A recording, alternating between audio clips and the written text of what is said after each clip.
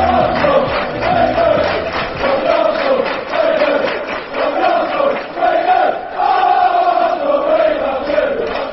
and welcome to A Gooner Ramble, the Arsenal Fan TV podcast. I'm your host James, and with me this evening we've got regular Judd. How you doing, mate? 3 points. I'm doing wonderful. Good man. And we've got a debutant today. He was on loan at Charlton. He's been recalled. It's Aaqib. How you doing, mate? You all good? Yeah, I'm good. Arsenal winning, Tottenham losing. A great day today. Good man. Okay, well, let's jump straight in. The first time Arsenal have won 8 games on the bounce since the Invincible season. So that's a bit of progress, bit of a stat to start off with. What did you guys make of the game today? 3 points. Burnley. It's they're a good side under Sean Dyche. They play football the right way. They're a tough side. They put a few tackles in, which they were moaning about. The free kicks were being given. But what did you guys make of it? I'll come to you first, Aaqib. What did you make of the whole thing?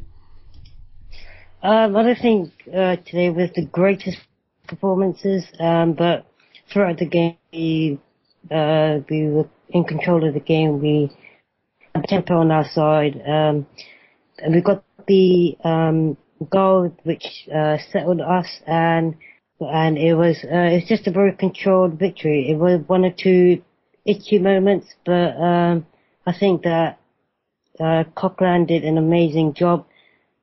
Hector Bellerin, Monreal, and everyone just dug in and dug out the result. Good. And Judd, what about yourself, mate?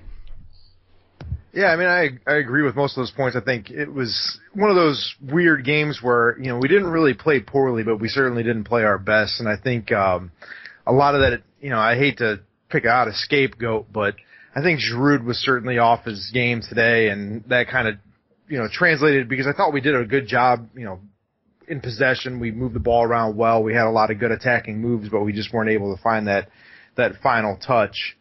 But, hey, it's 3 points when you're not playing at your best, and Burnley away is never a cakewalk. So, all in all, you'd like to see a little bit more dominant win, but really the only thing that matters at the end of the day is whether or not you got the points, which we did. So, couldn't be happier in the end.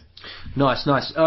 I'll start off, obviously about the lineup. It was the same team that played against Liverpool with Aaron Ramsey out there on the right-hand side. Not his formidable role, not his usual role that he plays, but again, to come in there and he's directly involved in a goal again. He's getting assists, he's getting the goals.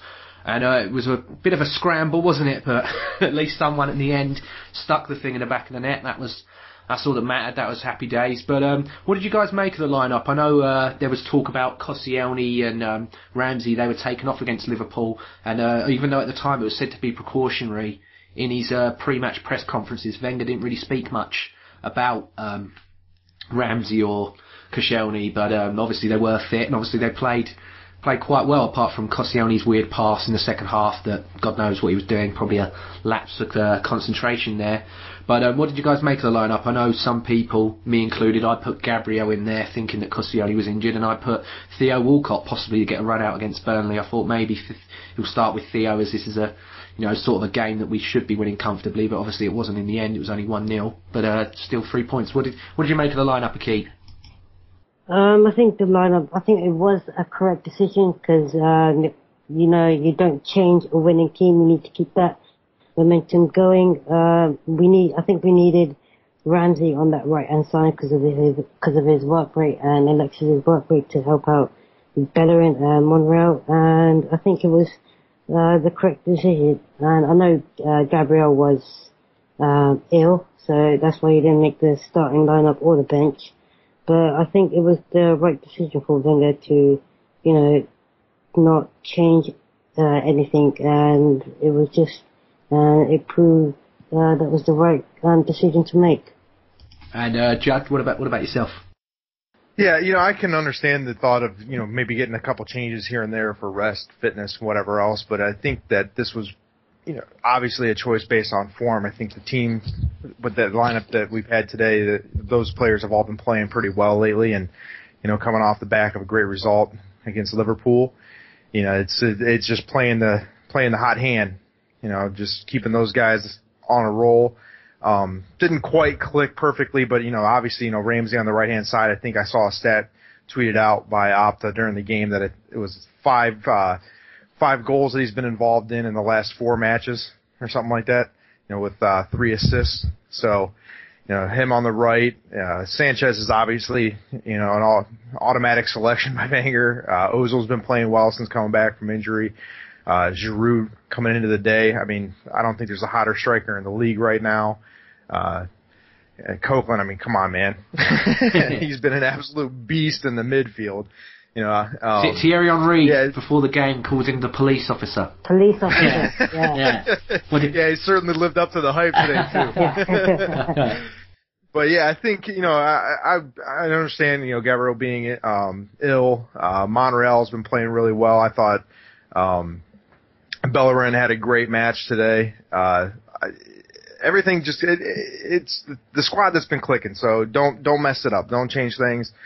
We had a bit of a rest during the midweek this week. We didn't have any matches, so it was the right team selection. I was happy when I saw the lineup initially, and it filled me with a lot of confidence going into the match. And I thought for sure we'd have a comfortable win. It didn't quite play out like that in the end, but again, 3 points is 3 points. Yeah, and talking of the fullbacks, Monreal and Bellerin, I'll come to you first, Aaqib. You tweeted midweek about how you thought Nacho Monreal was one of the players of the season, and I totally agree with you. I think the guy has been a bit of an unsung hero. He come in, and I've always thought he was a good player, but he did used to worry me a bit. It seemed that the toughness and the rigours of the Barclays Premier League and just English football as a whole was a bit too much for Nacho Monreal, but he's really settled in now, and we all know he's a competent, crosser of the ball. His defending's a lot better.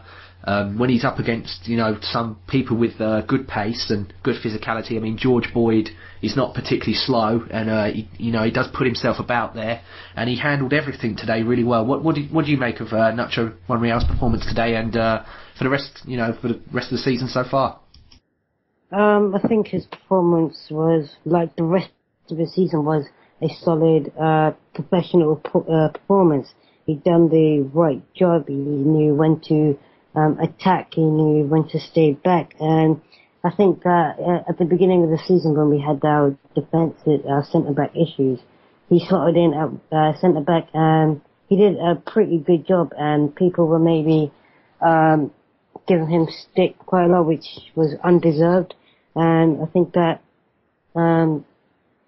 shifting to centre-back toughened him up and made him into a sturdier left-back, and that's why he's ahead of Kieran Gibbs at the moment, because defensively he's better than Gibbs, but attacking wise he was lacking a bit less, and I think that he's improving on his attacking play, and I think that's his spot now, and Kieran Gibbs is going to have to work hard to get that spot back, and that's what we need in this spot, is competition. Yeah. That's what makes it. Definitely. Yeah. Okay, we'll switch him from the left side to the right. I'll go to you, Judd, first. Hector Bellerin again, another fantastic performance from this young man, and dare I say it, that he is probably the best developed young player that we've had since the man who is at Chelsea now. Do you think so, or do you know how better do you think Bellerin will be? Like, how if this kid's just gradually improving, how good is he going to be? I think he's got a tremendous upside without a doubt, and one of the things that really stood out to me today, beyond just his overall play, was a lot of his decision making was spot on. I mean, one of the things that really stood out to me, and you don't usually see this from a young player, 1-0 up, 90th minute. We try to get a quick counter. Ball's just a little bit overhit for A.F.C. They try to clear it back downfield. Bellerin comes up and attacks it, plays the ball out in front of himself. He's got, just probably half the length of the field open in front of him. And instead of just bombing the ball back up the field, he knows the situation. He thinks clearly, keeps the ball at his feet, carries it up the field. And I think he wound up running almost a minute off the clock because we kept the ball down in their end for a while because we maintained possession. Usually you don't see that kind of mature decision-making from such a young player. and I think another reason that Monreal's gotten so much time in the game and we can sacrifice a little bit of that attacking coming forward is because Bellerin is brilliant going forward. I've been so impressed with his crossing. A lot of times he's whipping in great balls, and just unfortunately there's it's the Arsenal mantra. We put one man in the middle for that for that final ball, and he's putting it just a couple feet in front of him or whatever. If we had a couple more attackers in the in that space, maybe we'd be able to put more of his crosses away. But man, I mean, I can't speak highly enough of the kid. I think he's got a tremendous upside. He had lots of years ahead of him. So I'm excited for the future for him, and hopefully he can fulfill that potential. Yeah, I'll just throw the curveball that I always throw in. This week, over in Spain, over at Barcelona, they did a fan poll about Dani Alves leaving, and they said, "What right back would you like to see Barcelona sign?" And Hector Bellerin won that poll. It was a landslide. I don't know the actual numbers. They like our players, I know, don't they? Well, they like to bring the ones that we took from them first and bring them back. Yeah, I mean, how long do you feel it is? Because I've called it now. I think it's only a matter of time. The kid is that good that I can only see it being a matter of time. Do you think it's years, or do you think it could be a few months? This summer now? I think he'd be daft to go now. I think he would be, and I don't think he wants to. But at the same time, I haven't heard a whole lot from him in the press, and I don't get that impression either that he's looking for any kind of move or anything. Yeah. And hopefully there's always that calling to go, to return home and being Spanish, But you got to remember, the grass isn't always green on the other side. Look at Fabregas. He was there a few years, and then they started to boo him. Fans turned on him. Yeah, they're a fickle bunch over there, aren't they? That's coming from Arsenal fans. Yeah, very good. No, I mean, I don't know. I don't see him pushing for a move anytime in the near future. Hopefully, if we start winning some hardware here and carry on from last year's FA Cup with an FA Cup this year, it's looking like we're probably going to finish in the top two, or we got a good shout at finishing in the top two for the first time in a decade. Still in with an outside shot at the league. It's a bit of a reach, but we still got to play Chelsea at home. And if we can maintain the unbelievable form we've been on, anything's possible. So, a couple things fall together, and he won't have any reason to leave. Yeah, definitely. What do you think about with Debuchy coming back? Would you instantly drop Bellerin for Debuchy, or do you think now you can't, like Aaqib said, the side's winning, you can't really tamper with that? Some people say Debuchy is the out and out first choice. Where do you stand on that, Judd? Do you think Bellerin's earned it on merit to stay in there until he maybe wilts off a bit? Or I believe so. I mean, I don't see any reason to automatically select Debuchy. I know he was, the big signing in the summer at that position, and we had big hopes for him. But I think Bellerin's come in and fulfilled anybody's expectations, and there's no reason to mess with what's working. It's unfortunate for Debuchy that he, quote unquote, lost his spot to injury, but the way that Bellerin's playing, I can't see dropping him. Maybe Debuchy can take advantage of a squad rotation time where Bellerin just needs some rest and really go out there and perform well. But he's going to have his work ahead of him to get back into the squad as the first team selection. Yeah, and what about you, Aaqib? Would you say Debuchy goes straight back in, or do you think, like Judd and me have just said about Bellerin, deserves it on merit? Do you think he stays in there for you? It's a difficult decision because with Debuchy you get that experience on the side, and that's very crucial during this part of the season. But Bellerin has done brilliantly, and like I said, you don't change a winning team, so it's very difficult. But I would probably stick with Bellerin there because the momentum is with us, and maybe a change will maybe unshift us. But it's a very difficult decision, but I would stick with Bellerin in it, put him at right back. Yeah, nice. And Judd, I'll come to you today. You're our quote-unquote goalkeeping expert. What did you make of David Ospina today?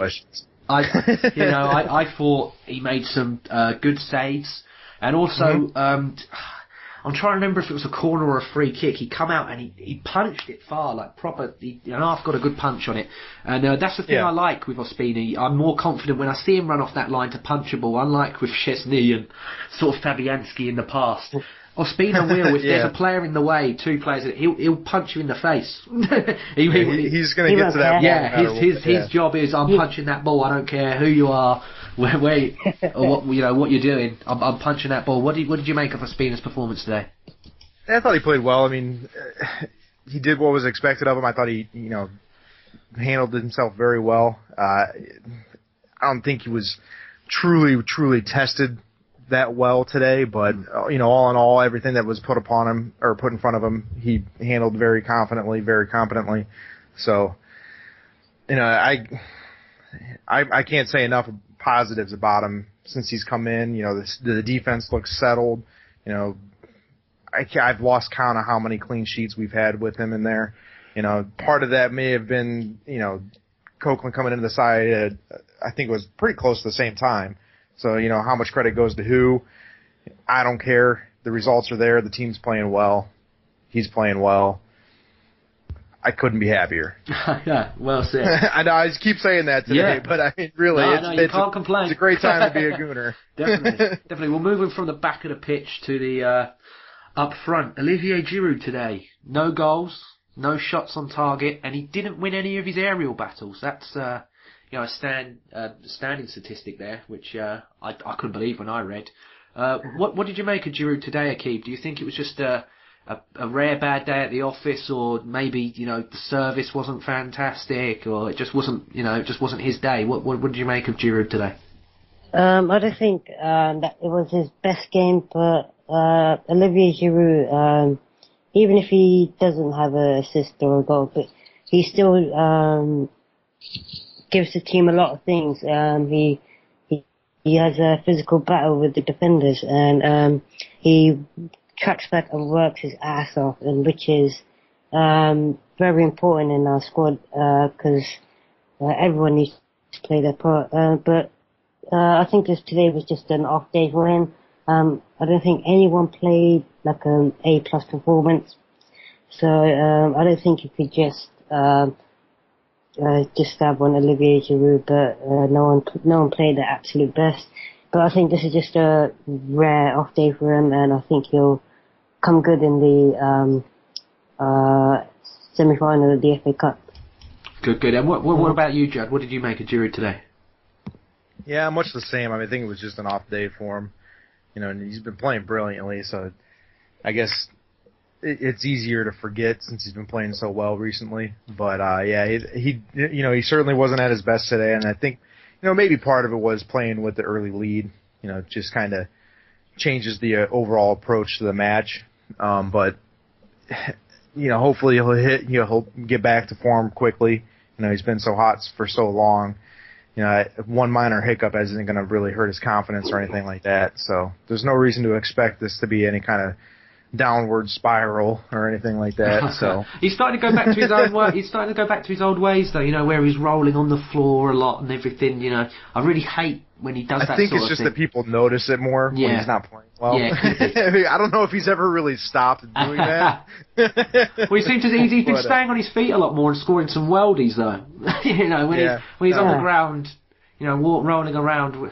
It's hard for me to take. I'm a 6'2" man. It's hard to see someone who's taller than me roll around like a baby like that when and I'm nowhere near as built or as good looking. I might match him for hair, but as far as pretty body, highly of your hair. Oh well, it's very well groomed, let's just say. But in regards to his body shape and everything, do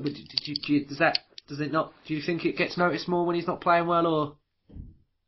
Oh, absolutely. Yeah. I mean, that's my take on it. I think he's always been kind of animated out there. Yeah. And if he goes out and scores a wonder goal, he can flop around on the field for 15 minutes and nobody'd even notice because we're all so fired up after the goal, we don't even notice it, you know. So yeah, I'm not too fussed about it. I've never really been that upset about it. no, you know.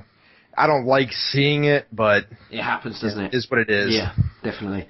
We'll go a bit back again. We'll backtrack towards the policeman, as Mr. Henri called him. You know, Francis Coquelin. I don't have his stats to hand, but I'm guessing he got his usual 8+ interceptions, 10+ tackles. You know, just how great is this man in our team at the moment, Aaqib? Literally, how. If you want to reminisce for a few minutes, just how fantastic has it been having Francis Coquelin in there? Oh, it's been a miracle to me. It's been absolutely amazing. At the beginning of the season, I did send out a tweet. I got a lot of stick for it that he can do a job for us, but like covering a fullback or something. But I did not imagine. He had a very good impact pre-season. I was there. Yeah, he did. For the Monaco game in the Emirates Cup, and he come on, I think, as a sub, and he did look quite good. He did look quite good that game, but I thought he had a very good pre-season. But yeah, sorry, carry on, mate. Yeah, and today he had 11 interceptions and 9 ball recoveries, which is absolutely fantastic. Oh, well done, Aaqib. Thanks for getting the stats, mate. Well done. I just searched it now. Oh, top man. He's still only 23 years old, and he's got so much time on his side. He can only get better, and it's a blessing. It's absolutely amazing to have him, and he's done a fantastic job. Judd, before the game over here, I know you probably don't get the same analysis and punditry that we get. They had Alan Smith and Thierry Henry in there, and Alan Smith spoke about how Coquelin years ago was a player that wanted to create and wanted to spray passes around, and he wasn't really as disciplined midfielder. He was more, Alan Smith said something. Yeah, he was a box-to-box player, and everybody wants to score goals. Yeah, he wanted to be more of a, let's say a Cazorla type than a Claude Makelele, which he is now, and a Vieira type. But do you I still think he's a very good passer of the ball. I mean, going forward, he had that shot today, so maybe keep working at that. But do you think the way his discipline and everything, how impressive you've been? I know we need to talk about him every week, but you just can't not speak about him at the moment, can we? Right. No, I mean he's exactly the type of player that this squad's been screaming out for years now. I mean this summer was a perfect example. All the talk of everybody. Every Gooner out there wanted to have a defensive midfielder signing. Everybody thought that was a foregone conclusion that it would happen, and we were all shocked when it didn't. And then the season kind of started with fits and starts, and then as soon as we get him back in the squad, now obviously nobody expected him to be playing as brilliantly as he has been, but just look at the team's form with that kind of player in the squad. I mean, it's just unreal, And I think, I was listening to his post-match interview. I don't know if you guys saw it over there. They were talking to him on the pitch. They had the NBC Sports crew out there. We had Ramsey. Ramsey. He said they were asking him about his defensive role and sitting in front of the back four and protecting the back four, and his answer was absolutely brilliant. He's like, I'm just out there to help do my part to make the team better. And I think he's come to the realization that, his strengths fit into the squad in that more defensive role, and he's more than willing now to go out there and do that. And, you see the end product out there on the pitch, and it's just been absolutely brilliant. So I don't know if, something happened with the coaching, or it just clicked in his head or how it came to be, but I think he's kind of shifted away from that, being, striving to be that complete box-to-box midfielder and getting too involved in the attack. He now understands the importance of that defensive role, and he's willing to take on that task, and he's been doing absolutely brilliantly. So, revelation for the squad. Definitely. It's been phenomenal. Yeah, I couldn't agree more. Well, going back to Aaron Ramsey again, I know you said the statistic earlier, Judd. He's contributing with goals, and I'll throw it out there. For me personally, last week I was a bit questionable about him being right wing, and he done well last.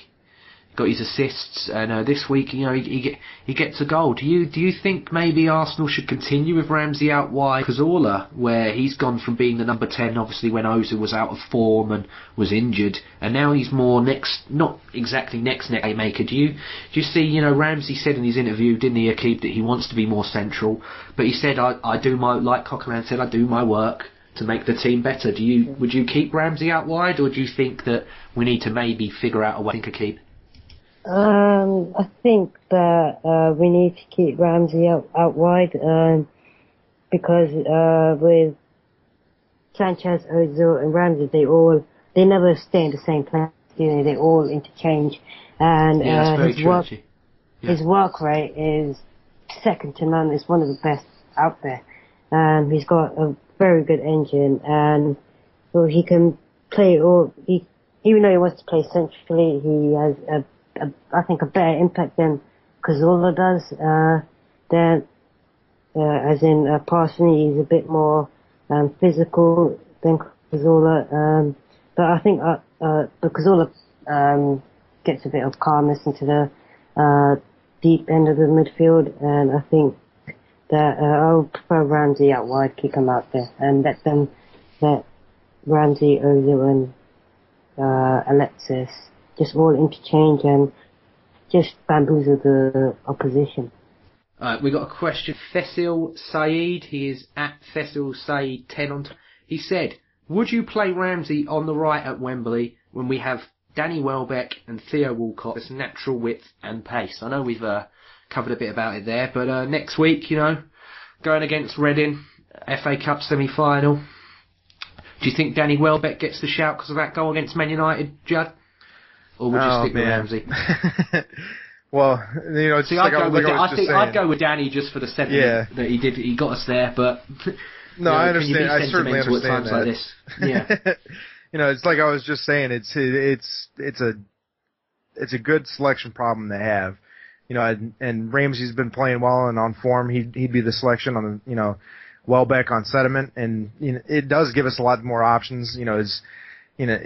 Walcott coming in, he gives us more options with his pace and wide play. That gives you an option off the bench to bring Ramsey in, and he's more he's able to play more centrally if Ozil or Cazorla is not having a real great game, or if Walcott's struggling, we can put him on out wide, or Welbeck starts, we can bring in Ramsey. I don't know. I mean, I've always been in favor of playing the man on form. So personally, I'd start Ramsey out wide because he's been playing so well. But I'm not going to be, distraught if he doesn't get the selection, if that makes sense. You say about playing the man on. Yeah, you say about playing the man on form. Do you think then Ospina will be in goal, or do you think it'll be cup keeper? What do you think? I've covered that so many times. You know how I feel. I know. I've never been a huge fan of the cup keeper. Yeah. Way of doing things, but at the same time, I mean, it's the way that Arsenal's been doing things for years. So I fully expect to see Szczesny out there. And again, he's such an experienced keeper, and he's got the abilities. I think it's just the occasional mental lapse that catches him out. Yeah. But I'm not gonna be the least bit surprised to see him, and I'm not gonna be too upset either. No. So. Fair enough. And Aaqib, going back to the original question, do you start Super Danny Welbeck, or are you going to stick to your guns? You don't change the winning side. It's got to be Ramsey, but obviously it will change because we'll have Szczesny and Guy instead of a spinner. But still. Yeah, I was stick with Ramsey. Yeah, he's the person of form, and I would stick with him. Yeah, although Danny Welbeck's winner against Man United was best thing ever, and he got us there. So I'll stick with Ramsey out wide. Yeah. Fair enough. And we got another question here from it's from Filthy Casual. Sorry, at Finbar McMahon. Don't know if he's any relation to Vince McMahon. If he is, can you shop me some tickets for Raw on Monday? I'd be well grateful for that. But anyway, after Coquelin's recent performances, do we need an upgrade in the summer, or just someone as cover? I'll go to you first, Aaqib, and then you, Judd. What do you think, mate? What do you think, Aaqib? I think Coquelin deserves a full season, because he's come in and he's done an amazing job. I just still do think we need a defensive midfielder, but I don't think we need one that needs to replace Coquelin. I think that we need one, that would just come in and do a job, like Gabriel has, just for a rotation. But I don't think we need a world-class defensive midfielder, because Coquelin, he's one of the best defensive midfielders in the Premier League at the moment. So I don't see why we need to spend a lot of money on a player that we already have, or we could just spend it wisely and spend it on a rotational player, because Flamini's out of contract this summer, so he's most likely to go, and that only leaves us with Arteta and Coquelin. Maybe Wilshere would drop into that deeper position, that's likely, but I think we just need one for a rotation defensive midfielder and not a replacement. That's my opinion. And sorry guys. No problem. Yeah. Aaqib, can you throw me a name out? Just if you you have the money, who would you pick, mate? If you could have any defensive midfielder, who would you pick? Oh, put me on the spot.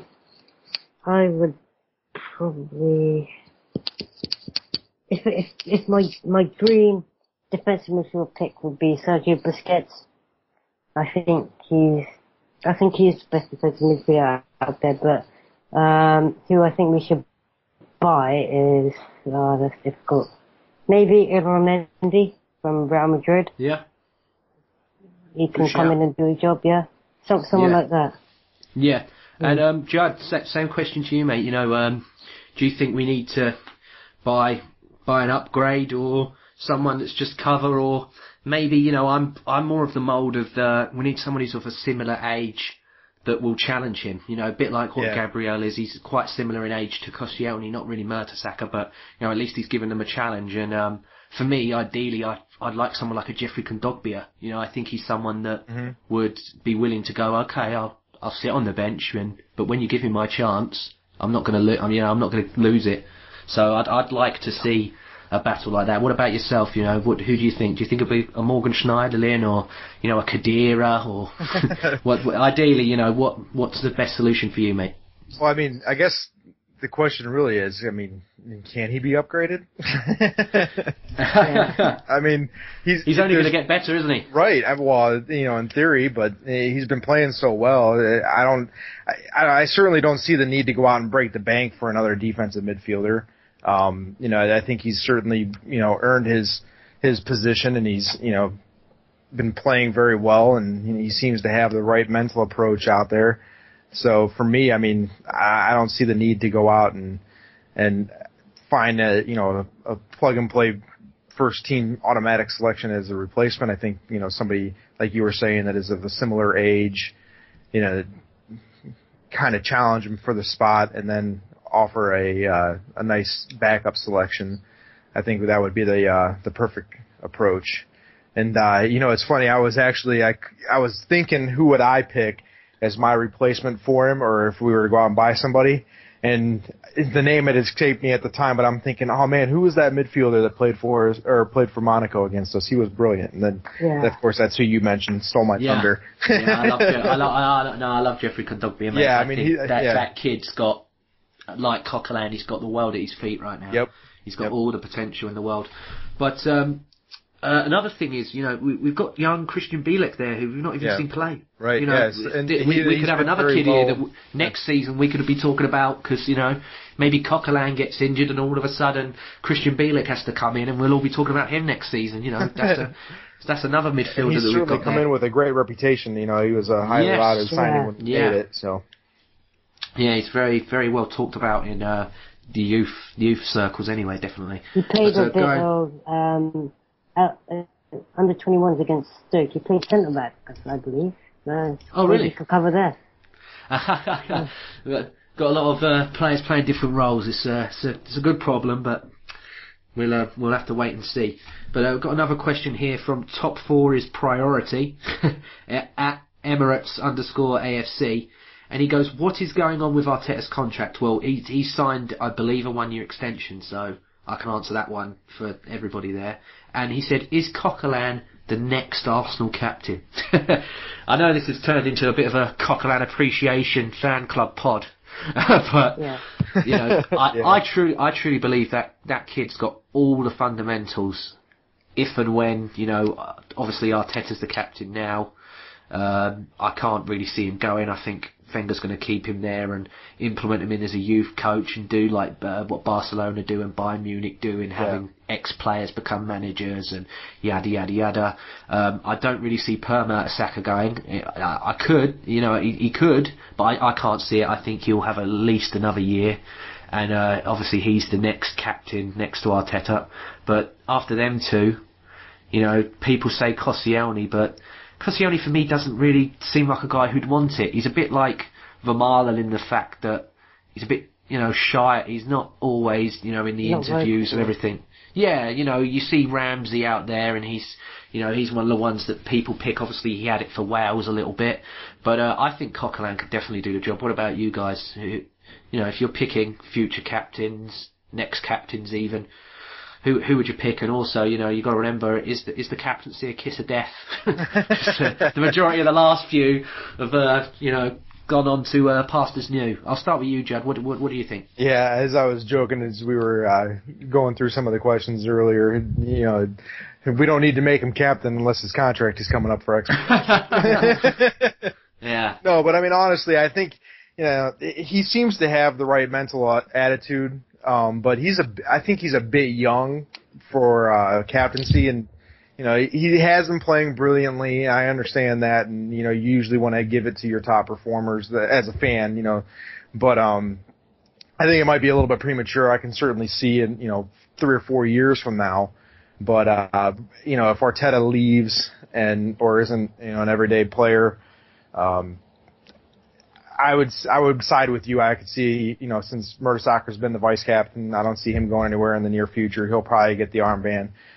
For my next selection, I don't know, that's a tough one with our current squad. We got a lot of recent arrivals or recent developmental players coming in. I'd say, Cazorla is not really, I don't see him as being, a real leader. I'd probably have to go with Ramsey as the first option. And then, of course, being a keeper, I'm always partial to goalkeepers being captains. But I think Ospino would have to probably learn to speak English first. So so that probably wouldn't be a good selection. So that rules Sanchez out as well, and Gabriel. And Gabriel, yeah. I'd have to say Ramsey would probably be my choice. Yeah. No, he's a lot of people's choices. And Aaqib, what about you, mate? What do you think?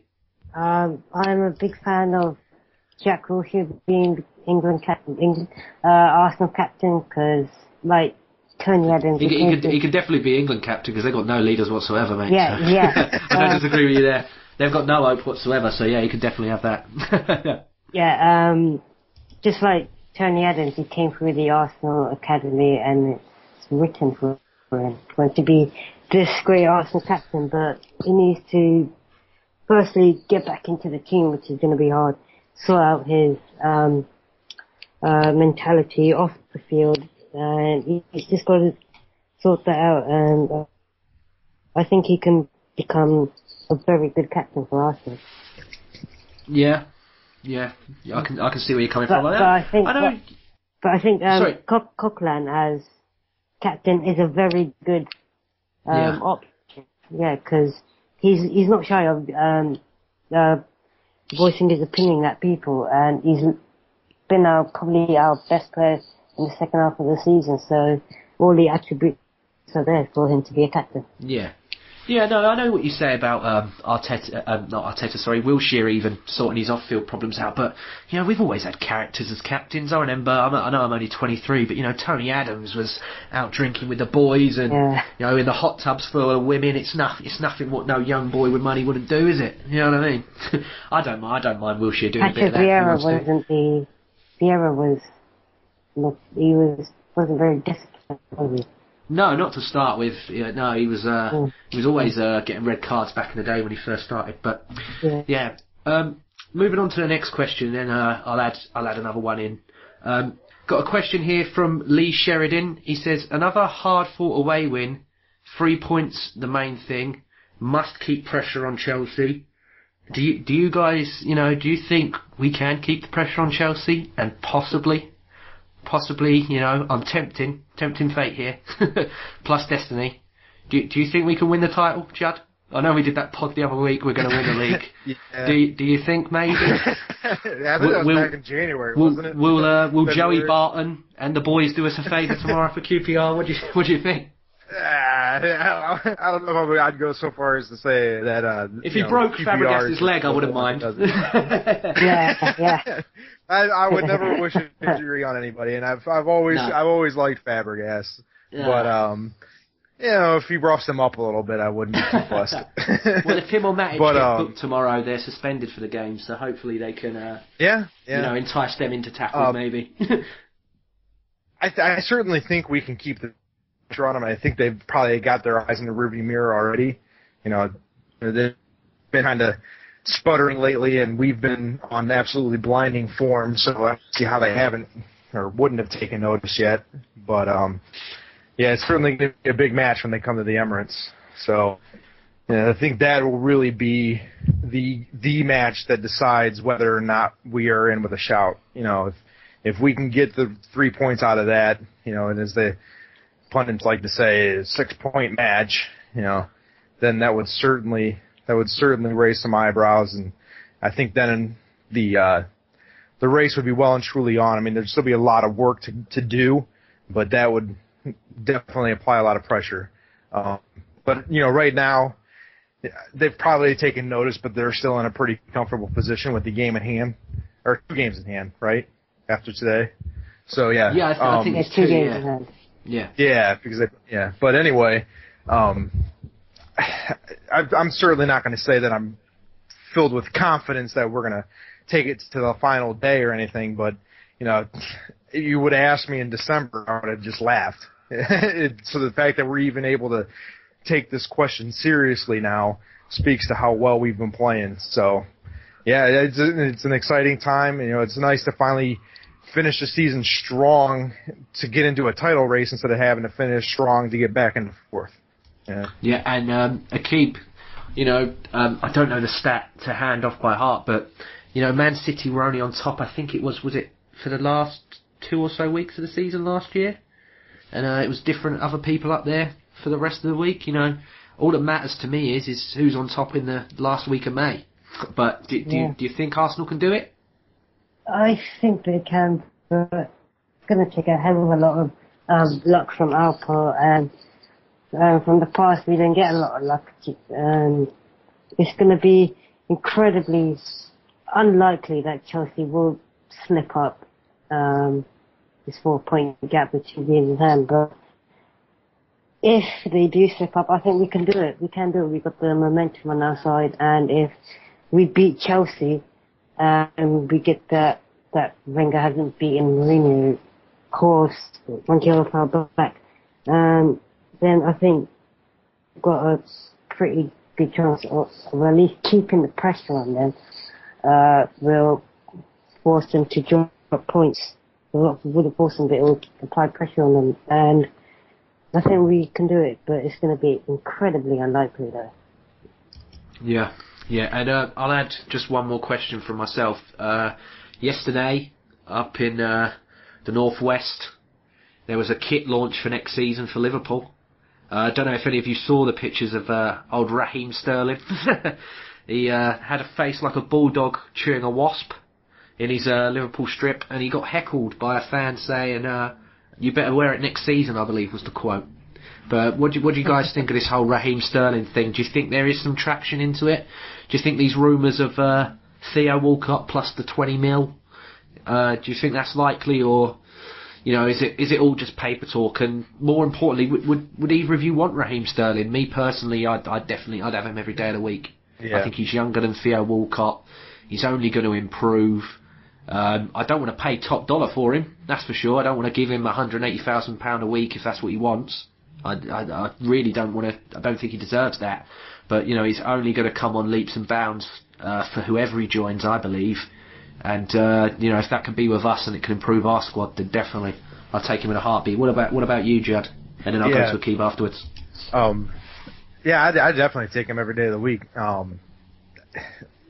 Right now, I don't know if there's a whole lot more to it than just paper talk, and obviously it's gotten under the skin and gotten the attention of the Liverpool fans. So, the papers have accomplished what they were after, to get some attention. So I'm not going to read too much into it yet, and who knows what's going on with Theo. The only people that really know anything are the people behind the closed doors at each club.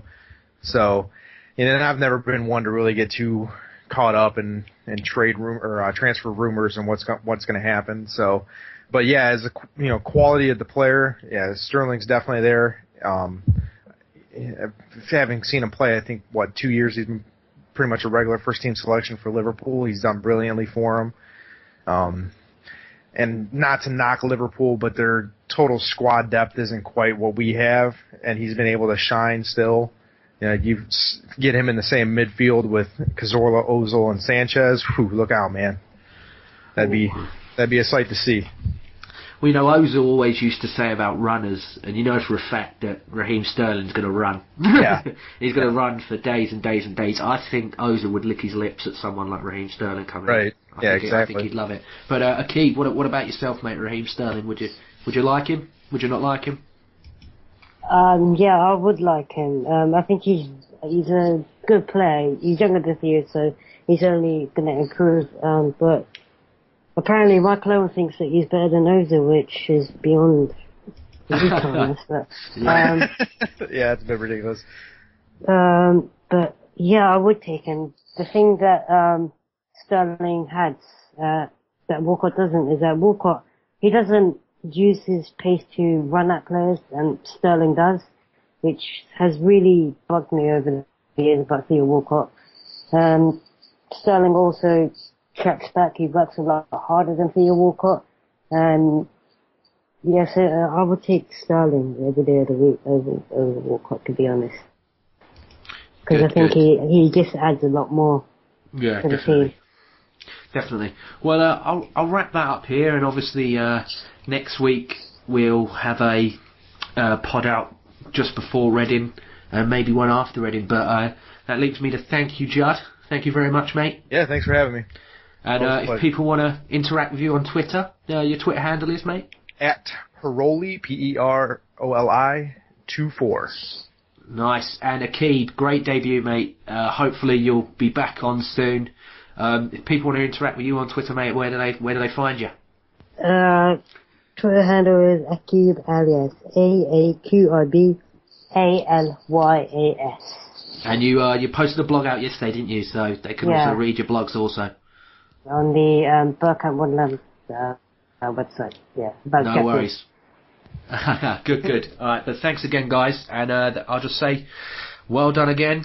3 points, and let's look forward to hopefully getting another day out at Wembley. Yep. Yeah, on to the next one. Just like Jay-Z. All right, thanks, guys. Night. And good night.